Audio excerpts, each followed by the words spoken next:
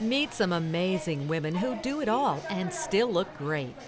At a recent Good Housekeeping Mother's Day mother and daughter photo shoot, we asked these fantastic women to share the secrets for getting it all done and still finding the time to look the part.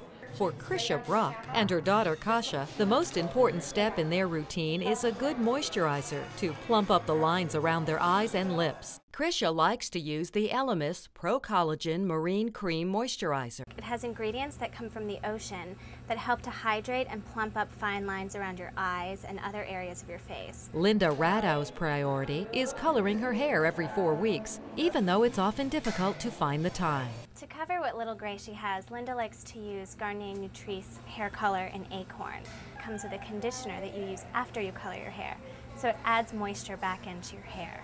Naima has a cute daughter and a new baby on the way, so she used Clinique's lip balm to heal her chapped lips, which are especially rough during pregnancy. Naima loves Clinique's Super Balm that hydrates your lips and moisturizes them and adds a tint of color so you don't have to use a separate lipstick. And some of the mothers found that when it comes to beauty, their mother knew best. My mother was very much a proponent of smiling.